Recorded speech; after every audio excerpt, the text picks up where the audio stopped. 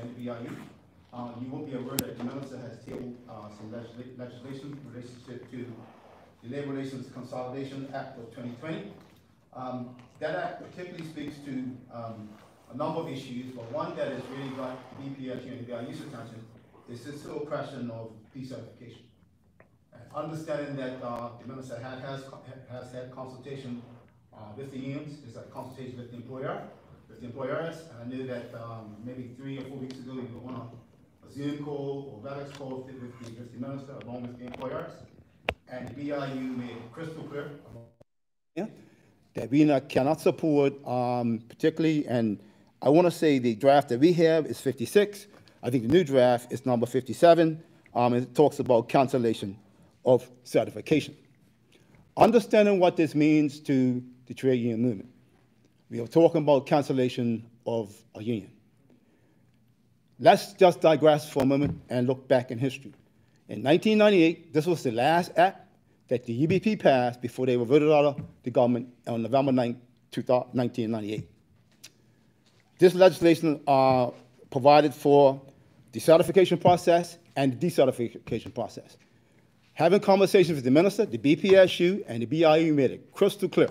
There's no way minister, and I think it was Minister Crittendennis, there's no way the unions can support you moving this forward. We need some words in there that's going to help to protect our members. So there's 5 words that are still in my brain like yesterday. The 5 words are no longer support.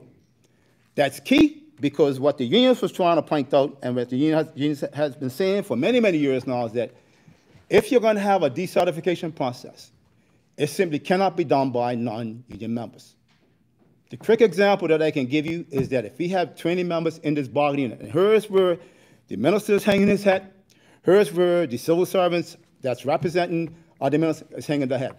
They speak about a bargaining unit. They're thinking because the bargaining unit is the bargaining unit from day 1, that the bargaining unit in day 2 for decertification should be the same bargaining unit. We argue it should be a separate bargaining unit. Here's why. If the bargaining unit is 20 persons, and there's 20 persons vote for certification, if 12 vote yes for the union and 8 vote no, the 8 that vote no decided they don't want no part of the union. How could and this says now, what the minister is trying to say now is that that same bargaining unit now could come for decertification, the same 20 workers. So you now could have a situation, which is real, where 8 workers in the bargaining unit who are not union members can initiate a ballot for decertification. You're not a member, but you're initiating a ballot for decertification. These words are key. No longer support means, and here's what it means, and the reason why I know it means that, because the BIU was involved in 1998, so was the BPSU.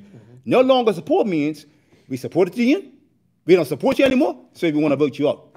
If there's 8 members who have initiated a ballot for decertification, was never a union member, how you allow them to talk about you're going to decertify a union member? And it's very dangerous because even if out of the 12 members that are unionized, 4 of them decide to decertify the union, well, they can't team up with the 8 who are not union members to make 12 to get the union out. This is the kind of game. This is a very delicate situation, and what asks the minister and the government to get this right. In 1998, when these words are put here, they've been the same ever since 1998, and it's now time to fix it to get it right, so we can stop employers and stop workers out there who are deciding, saying, well, I don't want to be a union, I don't want to be part of the union, and you're trying to encourage members to come over with you. Well, I'm going to stick by this 20. So in this current scenario, with the language that we hear, if 3 of those members decide that they don't want to be union members no more because something that they made at Brother Ed, Brother Amal, or made at Brother Kevin, or made at me, so there's 3 members now join the 8 who are not union members, so they got 11. So they have a ballot for decertification now. The union's got 9, they got 11, because they're including 8 workers in the bargaining unit who are not members of the union. I mean, the unions see this as being crystal clear. The minister and his technical staff are saying, well, you know what? They're part of the initial bargaining unit, so they have to remain part of the bargaining unit. Maybe it's time for us to come to reality that we should have a bargaining unit for certification and a separate bargaining unit for decertification. That separate bargaining unit is a unit where those members are unionized, and they're now saying, I don't want the union to represent me, so I want them to leave. You can't have non-union members decertifying you. You can't have a non-union member taking away my union rights. How are we going to allow this in 2020? So the PLP needs to get this right. I know we have a written press statement. It's 2 pages. I said to Brother Amal and Brother Kevin, you know, if you want to read it, we can, but it's here for your information.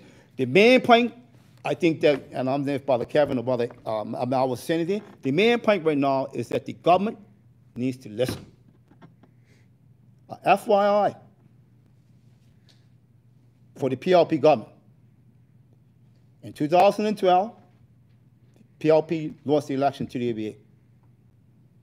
In 2017, after years of turmoil under the ABA government, because the ABA government failed to listen to the people of Bermuda, in 2017, July 2017, they were no longer the government. I'm trying to tell the PLP, listen to what the people are saying. If you don't listen, you're going to find yourself like the ABA. Listen to what the people are saying. Yeah, Brother Chris, I'd just like to make mention, and just to state that it is both the BIU, sorry. As I stated earlier, I'd just like to make mention that it's both the BIU and the BPSU's position that only the members of the union must be allowed to participate in the certification process. That's it. Now, for the members of the media,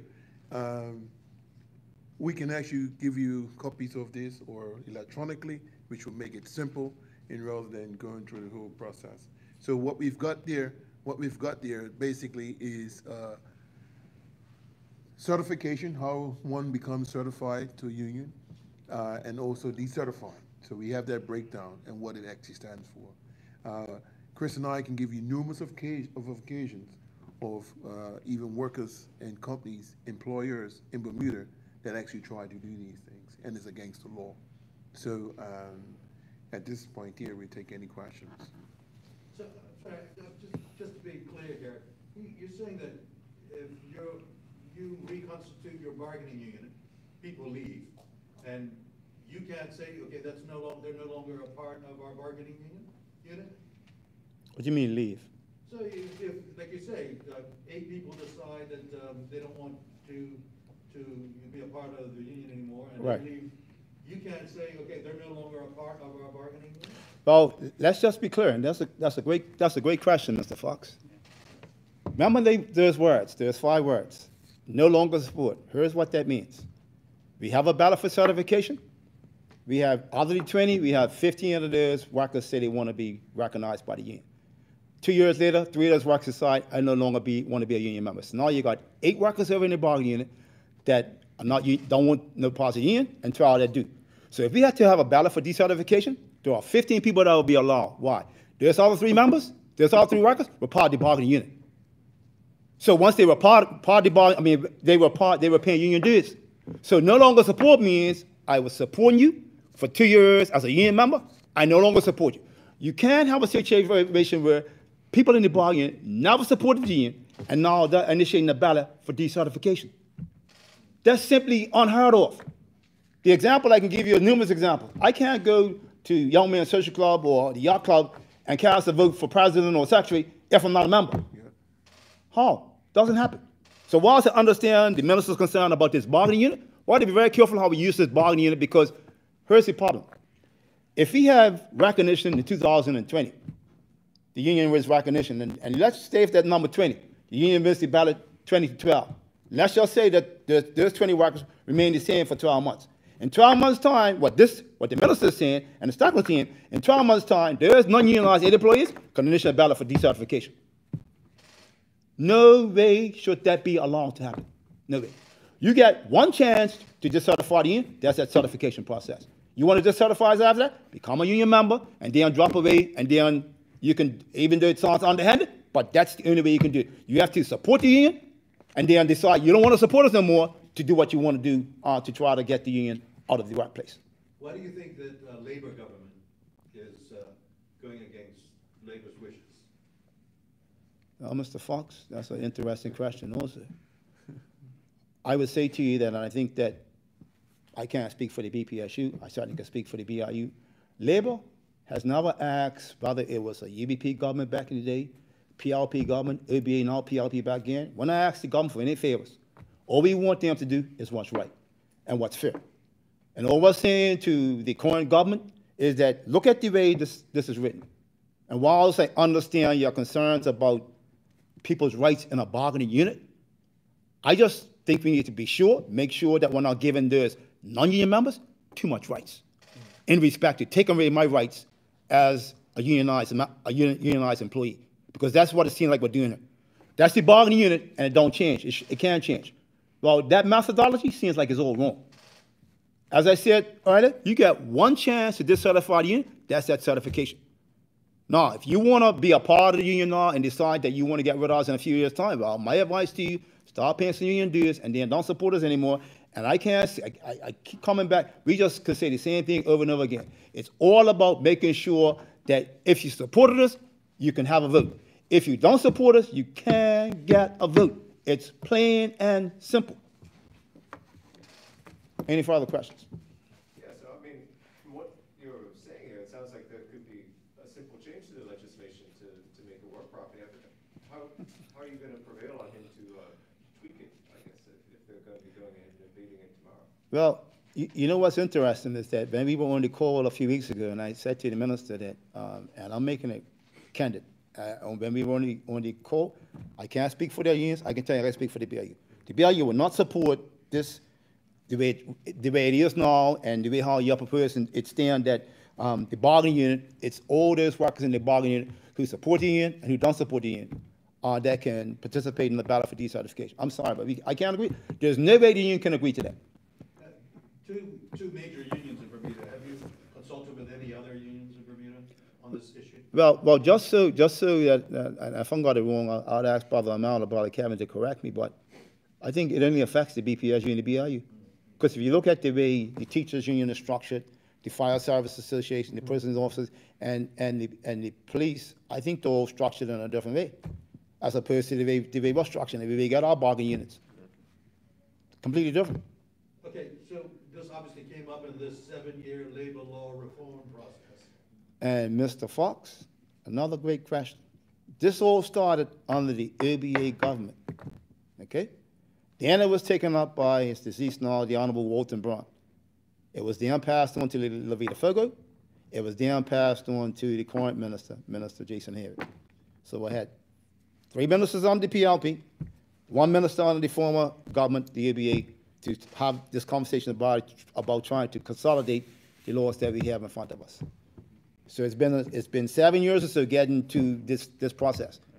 We're pretty much at the finish line, but there's a couple of final I's and a couple of final T's that we've got, of course, and this is a major one. Why did it take 7 years?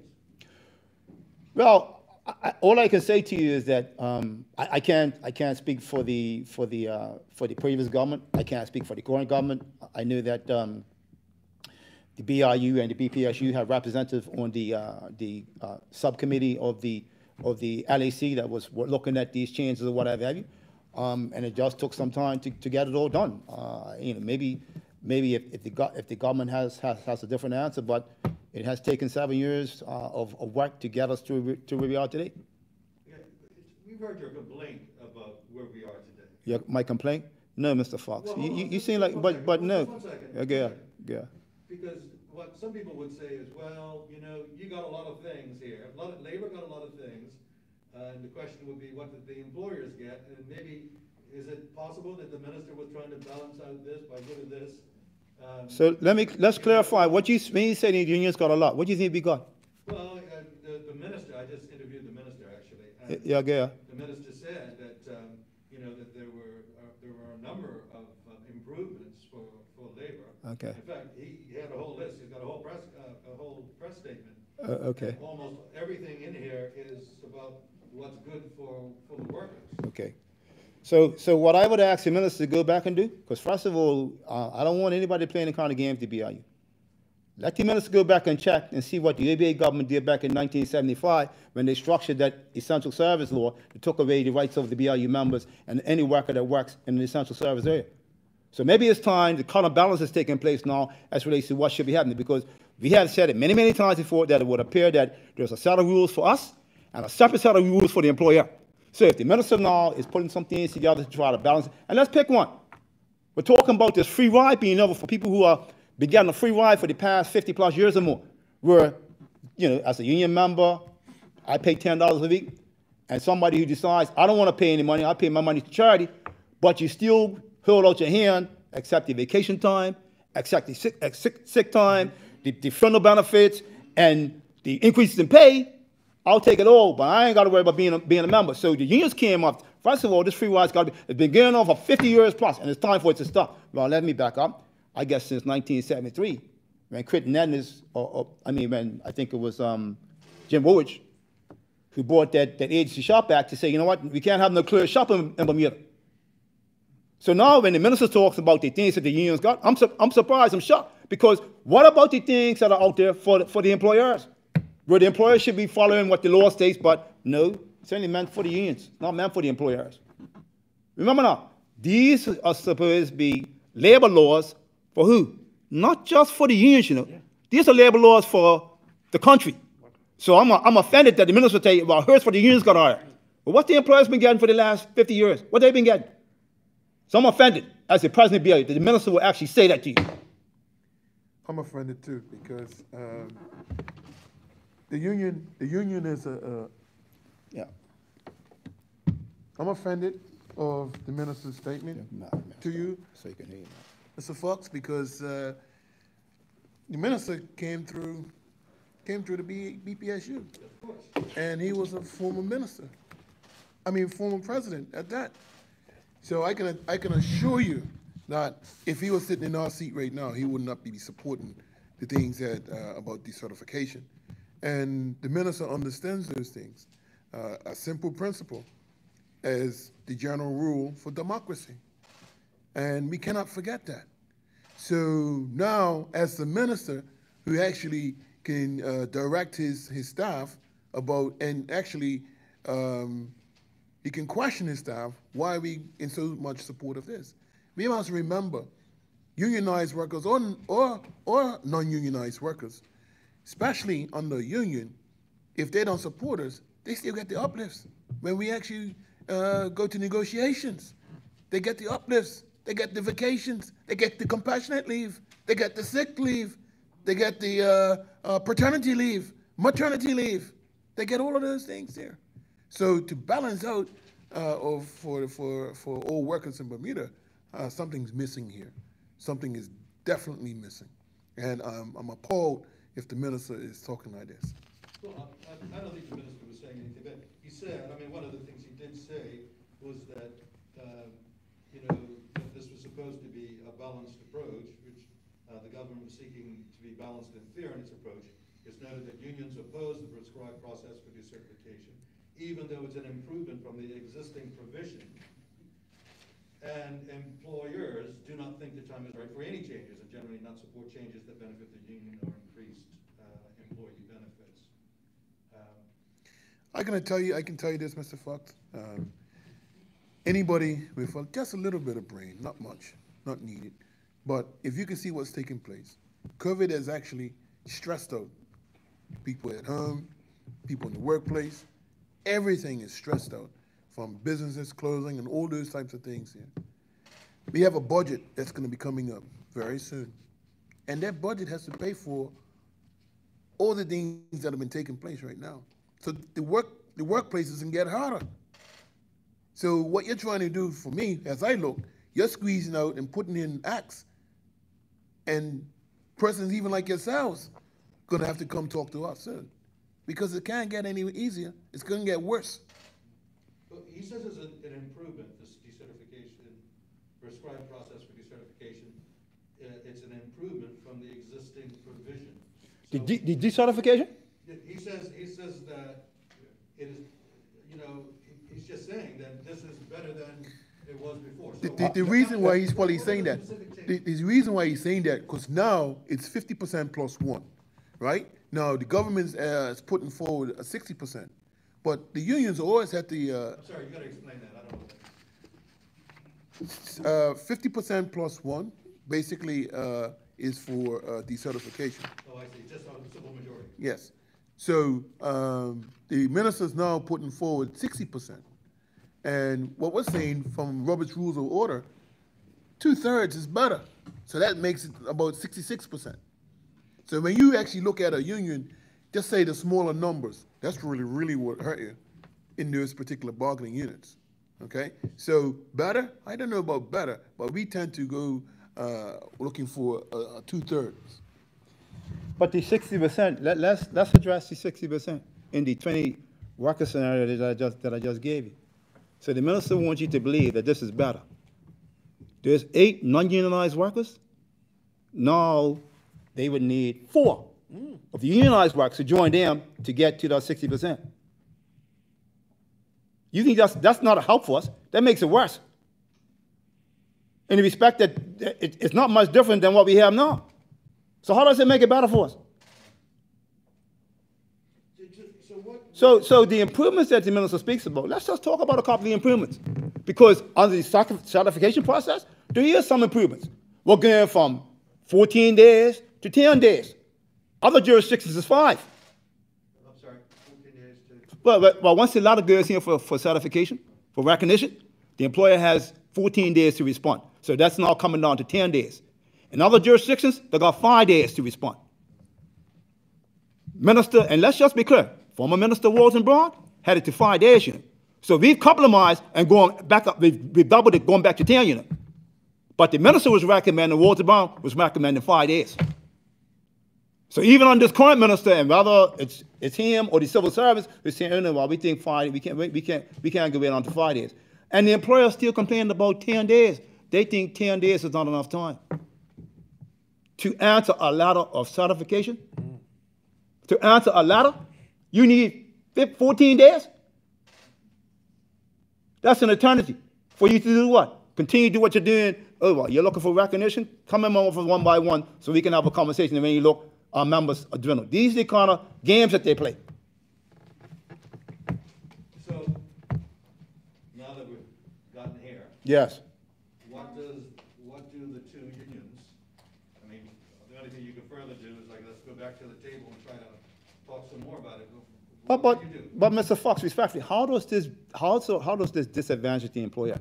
This doesn't disadvantage the employer any. Or what we're trying to say is that if non-union members are allowed to participate in a decertification process, that shouldn't be allowed. That ain't have anything to do with the employer. My question is, All right. the question is, now that it's clear that you both have very strong opinions, both unions are, what's your next move? What can you do? Well, certainly, I can speak for the BIU. If the minister persists in going down this road and not being willing to make the change to look at, a separate bargain, if this is going to impact the union membership going forward, then I'm obligated to report to our general counsel, report to our members about what's taking place here as it relates to the decertification process, and it looks like it's going to be a big disadvantage for our union. And I think that once that information is given to them, then they'll react to it. They either react or they won't react to it. I think I don't want to dominate here. Yeah, David's pretty much asking questions I've got. I mean, when members react to something that's purely disadvantageous to them, what are the options to take? I'm saying, we're not here. I mean, the BPSU and the BPSU and BIU are pretty much on the same stage. We're not gonna sit here and talk to the media to tell you exactly how we actually feel. It's not up to us how we feel. It's up to our membership. And they make the determination and we have to follow it through. So I'm not gonna sit on the stage and say, oh, they're probably gonna strike. We don't talk like that. It's up to them to put a motion forward, and if it's the majority of that process goes forward, then we follow it through. It's that simple. So you're saying you'll take it to your membership as well? We have to. We have to. But I just think that what should take place, it should be members of the bargaining unit, unionized members, have a platform, and the non-unionized members can actually also have a platform. So basically, they cannot actually come in and try to decertify the non-union members. So, I mean, why do you think Minister Hayward, who, as you say, is one of you, Mr. Fox, we can give you the answer again. I'm not going to. All I'm going to say this to you is, right, it would appear that the minister is taking advice from his technical team. His technical team via the, I guess, the Ministry of Workforce Development, also via the Attorney General's chambers to say, you know what, these people in the bargaining unit, Minister, and the bargaining unit's got to remain the same for decertification. And somehow or other, this is where we're getting crossed up. Those two units have to be different. And the reason why they got to be different is because over here, it's about getting a certification process, so everybody participates. You can't come over for decertification and thinking that you're bringing the same process over here. You're talking about decertification. You're talking about now getting rid of the union. Getting right back without repeating everything over here. You're talking about the non-union members saying to the union member, guess what? I could take away your union rights. Yeah. That's what that's saying. I mean, I'm not sure. I can't understand why. How come the minister's tactical staff can't see the argument that this guy seems like it's a little bit over. Has to be. So you get not one chance. Let's just say it takes you 5 years to 10 years. You get it done in 5 to 10 years. Well, it took me. I tried every year, and I now finally succeed because that's what you're saying. I could come back after 12 months. I can come back again. I ran successful. I missed it by 3 votes. Come back again. I missed it by 2 votes. Come back. I missed it. So you get chances upon chances to try to decertify until you succeed. That to me has all got to be all wrong. I got one more question. I just wonder, because you talked about how back in 1998 yes. you started. Yes. So would you say that the union movement in Bermuda, the unions in general, are as strong as they were in 1998, maybe a little weaker, maybe membership's down? Where do you think we are considering if you take that starting point that you had in 1998? Well, I think you ought to look at it from the perspective of change, right? Change, recognizing that, the space we're in today compared to the space we were in back in 1998. We got, looking at people's responsibilities, understanding that, whilst, something that might happen 22 years ago could happen today.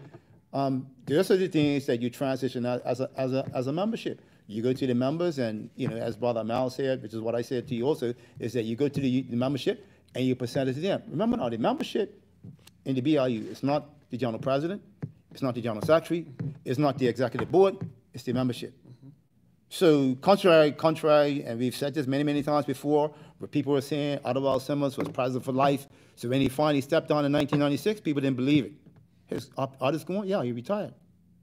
So it's kind of interesting that, I think that when we look at our membership per se, as relates to union members, our membership in the last 20 years is going down maybe 5% or so, not 20 or 30% like certain other jobs that have gone on. And I think that, looking at where we are today, maybe it's we've done what we can as an organization to make sure, everything is not a strike. And I can't say to the media enough the amount of times that in the last 14 years that I've been president of BIU, I had to talk to my members about, guys, before we down tools, can we go here? Can we go here? But you don't hear about all that. Rather it's the DPT, the bus operating allied workers, whether it's marina ports, whether it's docks, wherever it is. We have a conversation in this room and say, guys, we've given them a commitment. I'll give you a classic example. The overtime ban that we gave to the government in the austerity. We have members come in this very hall and want to reverse that. And I said to them, that's not bargaining in good faith. If we've done it for 12 months, you can't now try to come in the back door and steal your overtime back. These are the kind of things, conversations that we have. So we will continue to have our challenges. I think all that's happening to Bermuda and the rest of the world right now is about quality of life. Quality of life for our BIU members and quality of life for Bermudans right now. Yes. And that's what is of paramount importance in the interest of Bermuda right now, making sure that we can get our members a better quality of life, and by and large, making sure Bermudans at large get a better quality of life. Sorry, I missed something there. What? So, as strong, not as strong, or stronger? Different That was times. the Well, question. I want to hear from you. Mr. Fox, in the media, I will say in 1998 to now, it's different times, and definitely challenges have changed. For instance, 1998, we had a lot less cell phones, you know what I mean? So today, as soon as you blink, somebody's got you on camera, you know what I mean? So it's very different. Today, I actually had to learn about the millenniums The millenniums don't understand. They want stuff and they want it done now. They want to see progress and they want to see it done now. So it changes the whole movement. So to say that a union is stronger or less stronger, I wouldn't say that. It's just different times. You know what I mean? So where we're at. Also, I would just state as well, for the record, that I don't think this is a good move for the minister to put out right now. Why? Because the fact of the matter is that, you know, BIU is taking a 20 to 40% cut. We're talking about austerity measures. People are taking 10% cuts. You know what I mean? So, so they're getting taken home less pay. Now you're going to be forcing the union to try to go for decertification the way they're putting it forward. It's not a good time, and I'm telling you that. I'm sending out a message. It's not a good time for this government to actually come up with this point, because people right now are on edge. And as Brother Chris just stated, we as union executives, you'd be surprised of the things that we try to actually help. Because if not, we have a strike every week. Every week. We got council members, VPs, and ourselves work very hard to try to enforce the right things for our members. And we can only go so long. As Brother Chris stated, that the membership, they're the supreme bodies of the union. Even though we may feel like we should walk this way, the membership speaks, we gotta walk that way, even though we didn't want to walk that way. So I think, let's just clarify the 40%. The 40% is relationship to the BIU proper, Yeah. not the rest of the BIU membership. The BIU staff, administration staff, and support staff want a 40% reduction in pay. So I just want to clarify that. But interesting, you asked, you want stronger, weaker, whatever. Remember now, let's look at what happened in 2015. Remember now, 1998 you're talking about. What about 2015? When the Minister of Finance, the Honorable Bob Richards, with furlough days, said to us that we need to continue with this. What happened? Well, the elderly civil servants shut things down. What? So it's a little bit, you know, difficult for me and even Brother Amel or Brother Kavanaugh to say, well, you know, are we strong or weaker? Depends on the issue. Because if the issue is that significant, I think the membership are going to stand up like they did in 2015. Sure. They saw this being a year where the minister saying, I'm actually going to take this. They say, you're going to do what? I got news for you. That's not going to happen. So I wouldn't advise whether it's a minister or a government to say, you know what, we're going this way no matter what you say. Anyway, all I would say to you, just be very leery of the potential of what might happen as a result of your actions. You're going to be held accountable for you. You can't hold me accountable for your action. I'll be held accountable for my own actions. And the union's only as strong as its membership. Absolutely correct. That's it. Any further final questions? Yeah, Sure. I know you're standing on the overall principle that the decertification process is wrong, but if this were to go ahead and pass tomorrow, would there be any sections of the union, any of the shops that would be in danger of being decertified? Well, let's just be clear, because the BIU likes to look at things, make sure that when something is being addressed, is being addressed in the correct manner. So I don't want people to think that this is something brand new. This is not brand new. It's been in the act since 1998. Been there since 1998. While we were hoping with this consolidation, that now we're consolidating everything, that we'll now rewrite it so that this decertification process looks completely different than the way it looked in 1998 going forward. And that's why we said what we said to the minister 3 weeks ago or so when we were on the call. You can't lead us like this, because first of all, this implies that non-union members can decertify a union, and there's no way we can support that. It's time to change it. So whilst the initial draft was put together back in the day and in 1998, and we put the words in no longer support, what does those words mean? So when you ask somebody in workforce development or you ask somebody in ministry, what them words, well, we always wonder why they were there. They were there because we put them there. That's how I can speak to them. The BIU was a part of the process. The BPSU was a part of the process. Put these words in there because we need to protect our members. Now you're telling me in 2020, you don't want to hear it? You don't? Well, I'll tell you what, this is a real issue. And I agree with Amel. The government can't afford to get this wrong, you know. They can't. All right, just to get back to my question, specifically, if there are any units in danger of being decertified? can't speak on. We don't know that. It's just a matter of that actually being put in place. Yeah, no motion has been brought forward. Absolutely, yeah, but we don't know. We don't know that. It's a proactive stance. It's just, yeah. Okay. So the statement will be, I guess, circulated, you're You gonna can give take you the a draft copy now, over? or you wanna take But drafts? it's still We got, it's still enough got draft on it, right? No, no. You still got draft? This is I'll clean. definitely copy. Okay, good. You know, if I could just take